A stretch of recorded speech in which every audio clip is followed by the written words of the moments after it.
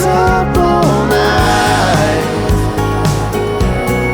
It ain't a habit I'm trying to keep. All right, well, good to see you guys. Today we have Ryan Beaver and Deric Ruttan, the songwriters of Me on You, one of my favorite songs ever, and then also one of my favorite songs that I've gotten to record.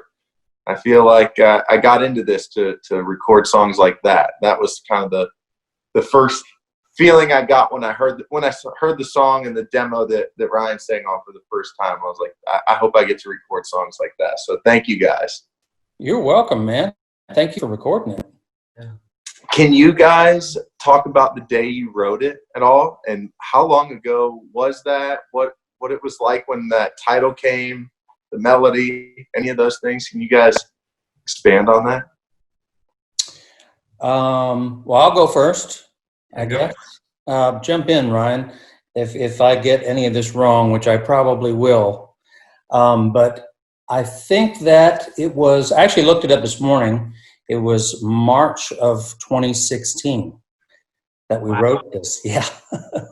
And I think that it was the second song. I'm sorry, it was August of 2016, because we wrote Yearbook in March of 16. I think Me on You was our second song that we ever wrote, I think. Oh, wow. Yeah. Second or third. But correct me if I'm wrong, Ryan, I think I had the title in my phone. And I think I thrown it out to a few people, and Ryan was the first one to go, "Oh, that's pretty cool."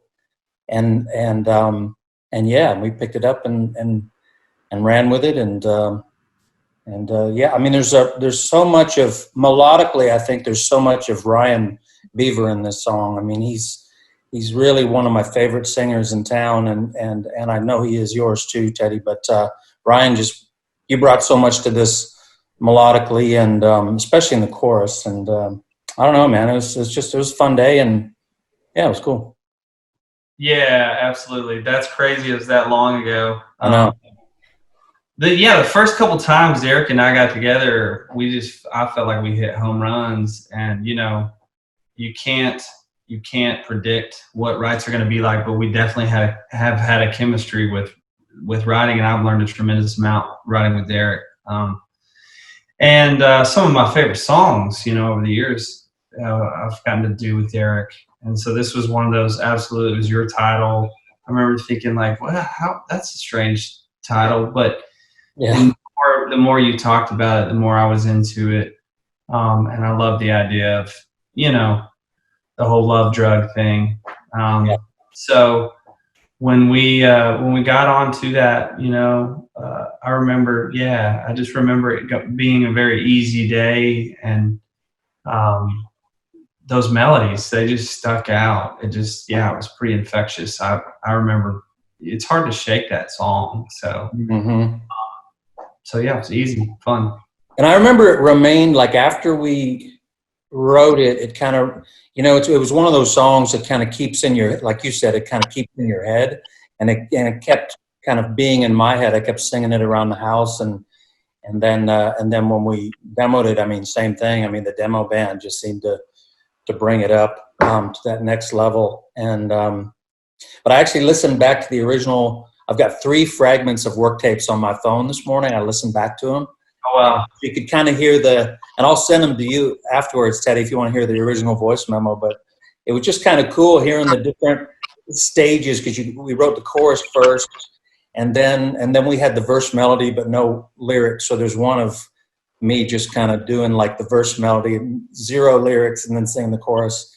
And then I was singing the chorus a little different. And then when you got a hold of it, it was like you did these little, I don't know, man, these real kind of, spooky is the wrong word, but just kind of emotional kind of inflections that I think really kind of brought that.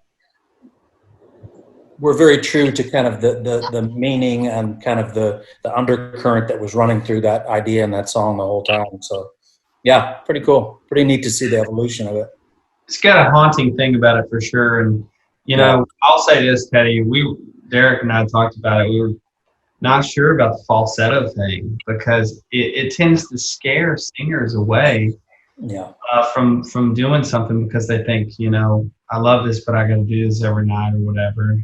performance wise, and it can be the thing that drives someone away. But sometimes I think you just got to go for it, and when you hear it, you hope that they hear it that way, or at least feel it in the same emotion. So I think you got it. I mean, I know we've talked about it. That falsetto part, it's a tricky thing. You got to be on your A game, but it really stands out. And amongst your other songs, I'm sure this one's.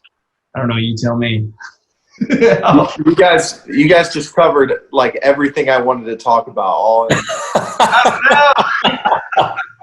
Okay, see you guys. This was fun. I think they got it. No, that's so awesome. You guys brought up so many points. So I first heard that song. It's been like 2.5 years since I heard it, even though we just put it out. But I would say of everything I've put out so far, this is one that really shaped me. Especially just being an artist. I feel like I'm constantly trying to learn and get better, and I get to be around amazing vocalists and writers all the time. And this is one of those songs that I heard, and I wanted to be able to do some of the things that Ryan was doing on there. And when I first started tackling this song, it was like it kind of felt like that. It's like something very natural for Ryan to sing that falsetto part. For me, I had to tackle it and I had to learn it and really get that in. But now it feels like it's kind of in my bones, and it's a song that has shaped things I'll do forward for the rest of my career. So I'm really thankful for Me on You. And it's interesting you guys said it was a really easy day, because like when I sing this song, even though like the false part is kind of tricky, the song feels effortless always for me to sing it now. It's like it's one of those things that's the lyric to me is really clever, but it is kind of an effortless song, and I think it's an easy listening song, at least for me. When I listen to it, it's one of my favorites my stuff that I've recorded. So that's really cool, everything you guys brought up. You mentioned the production of the demo, which nobody's heard that, but it's really cool. And as far as production goes, I'm curious what your guys' thoughts are on what we did with the production, because it's quite different from the demo. And it was one of those things that, you hear a demo and you fall in love with it. And I certainly fell in love with what you guys did with it, but we kind of took it a very different direction. And it's been one that's, the more I hear it, the more it keeps growing on me. But I'm interested on your guys' thoughts on how the production of the song ended up coming out. I mean, I think you guys added grit and energy that we didn't in our demo. There's a whole, that bass line alone, it's like, it really takes it to a completely different place. And it is, I'm continuously, amazed by what small thing, one word can change the meaning of an entire song, or how one part can really make or break a song, melodically or instrumentally. And in this case, that driving bass and then the tempo just gave it a life and energy that, you guys were definitely thinking about, like, how is this going to be live? Where are you writing it? Deric and I probably weren't thinking too much about that, but yeah, it's got some swag now. Your version. Yeah. It's funny you bring this up, Teddy, because just this morning I compared the demo with the record, wanting to be prepared, of course. Plus, it's quarantine. What else am I going to do? But no, the couple things that I first of all, I loved and still love the Me on You demo, and I tracked it at Ocean Way in Studio B is where we cut that. And but there was this kind of, and maybe, Ryan, when we wrote it, all these thoughts are coming to me now, and maybe this isn't right, but keying off of your falsetto deal that you did in the room, it kind of had this, Chris Isaacs-y thing to it. And I wonder if that's why we added that baritone Dan Electro deal on the demo, which is not on the record. But I think it's smart that it's not on the record, because a lot of times, for whatever reason, certain sounds can tend to pigeonhole certain songs. And the way you guys did it, Eddie, on the record is you bumped the tempo a hair, I think. You took a little bit of the sleepiness out with the bass line, almost like you mentioned the bass, Ryan. The bass line on the record version of Me on You, it's got this kind of this subtle, almost like a gallop is the only word I can say. It's got this subtle little gallop to it that moves it right along. And you added a cool that little sig, like little sig electric part that happens after you say the title, which was not in the demos. That was something that y'all did in the record. But yeah, man, I mean, I've been pretty lucky in my career with almost all of the cuts I've gotten where, I mean, I love being in the studio. Being in the studio and producing stuff is one of my favorite things to do. It's one of my favorite parts of the process. So I like it. I feel like I do really good demos and enjoy it. And so I've rarely been disappointed in something. It was one of the times where I really felt like what you guys did was really elevate what Ryan and I had done on the demo, which was, I mean, that's just as a songwriter, that's, you know, you're so pleased when it happens because it doesn't always happen, doesn't automatically happen. But yeah, man, you really did that on this one. So thank you. Oh, that means the world to me because, you know, I was such a fan of it. So taking liberties and kind of, you know, your producers having a little bit different vision for things that, you know, as artists and especially as a new artist with, you know, all the success that you guys have had, it was certainly something that was a bit scary. And I'm very glad to know finally today that I've got the Deric Ruttan approval on the production. Oh, heck yeah. That's a good thing. I've experienced that. That's so awesome. You guys are making me blush on Zoom. So do you guys have any favorite lines from the song? One of my favorite lines is "It ain't sold out in Colorado." I had a really awesome experience living out there. Oh. And it was kind of the time of my life when I got to live out there. And when I heard that line, and every time I sing that line, I smile inside, which is kind of one of my favorite parts about, you know, performing is when a line may mean something to me that it doesn't mean to anyone else. And when I sing that line, I just almost get a little bit of a flashback of my whole year that I got to spend in Colorado. But I was wondering if there was any lines that jumped out to you guys. Ryan? I mean, the second verse is awesome to me, the whole thing with what you're talking about. I remember thinking, like, I have no idea where we're going with this. You know, with the second verse, and you know, I think Deric was like, you know, I don't remember, you know, we're probably rattling things off, but somehow got on that vehicle of, you know, the bottle and Colorado and like the rhyme scheme, and I remember thinking that's brilliant, that's great, and I love the subtlety of it. You know, I mean, you get to sort of.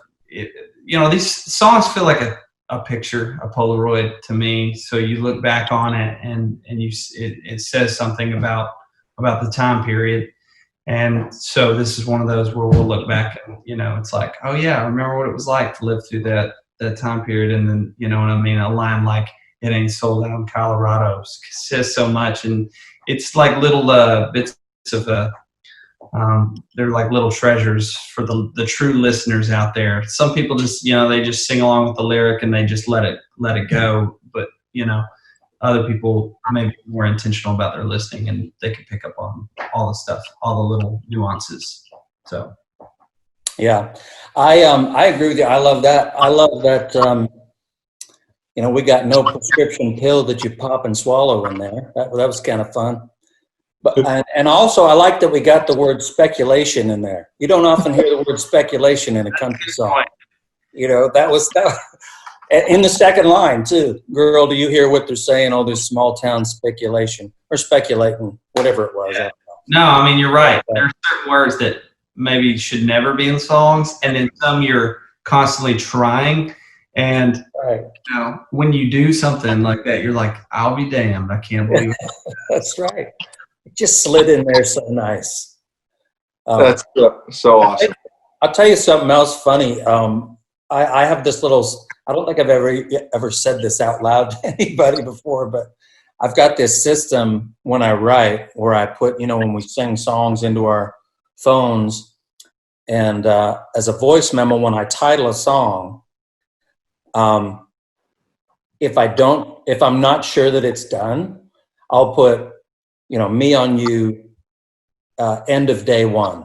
That's just how I title my voice memos, and it's usually code for my brain, like, I'm not sure if we need a bridge or not. Not that we were, or that we even talked about it, that, I don't know, maybe we do. And so anyway, and then we just never got back together, and then we demoed it. By the time we demoed it, we were like, no, man, this is right. But it's already like almost 4 minutes long anyhow. Yeah, that's probably why. No, I'm not sure what the time is on it, but I remember thinking, I'm like, they didn't put a bridge in this. And I go, that's cool. Those guys are cool. Well, to me, and also, like, when you think about it, this is one of those songs where this chorus is so sing-alongable, and you kind of just want to get back to it and sing it. So a lot of times, when you're writing a song, when it comes to that decision of, do we need a bridge or not? I mean, sometimes it is influenced by how long is it, obviously, if it's a commercial country song that you're writing. More importantly, it's, do we have anything left to say from a unique point of view? But also, it's like, when you've got a chorus like this, you just kind of want to get back to it, and the crowd's going to be right there waiting to sing it with you. So you kind of just want to get back to that as soon as you can too sometimes. Yeah. Well, guys, this is incredible for me to get to listen to you guys talk about this song. I'll never take it for granted that I'm getting to record songs like this, and to be able to sing on them and put them out to the world. I love this song from top down. It's such a special song, the way it came out on production, and also just getting to sing it live, whether you've got the band or acoustic. This song calls for almost any moment. You can make it rock, or you can make it, really sweet and soft. So I just appreciate you guys sharing your thoughts on it. I get to learn every day from guys like you, and it's really, really awesome for me. And I'm just so pumped that I got to listen to your guys' point of view of this song. I'm glad I made you guys proud with it. That's the number one thing I feel like I could do as an artist, is to make the songwriters proud, especially if I'm not a writer on it. So thank you guys for joining in today, and thanks for writing this awesome song. Thank you for recording it, and thanks for having us, man. I appreciate it.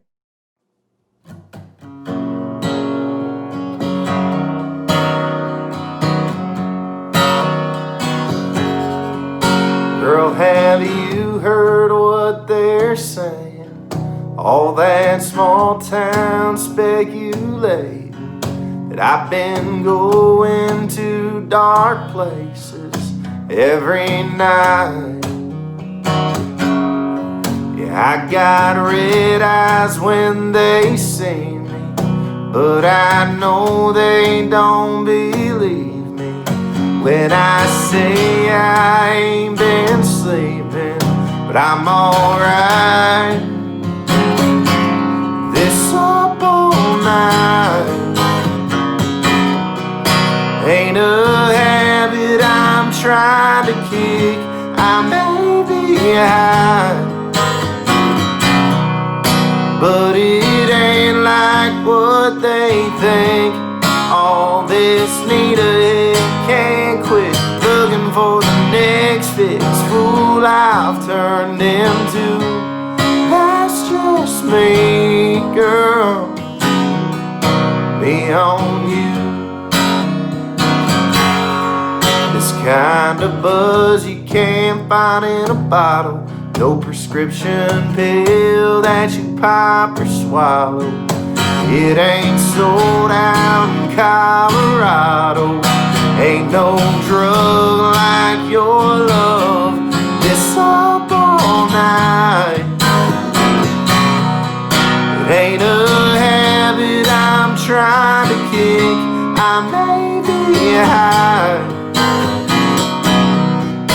but it ain't like what they think.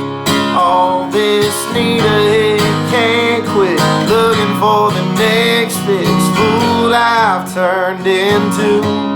That's just me, girl. It's me on you.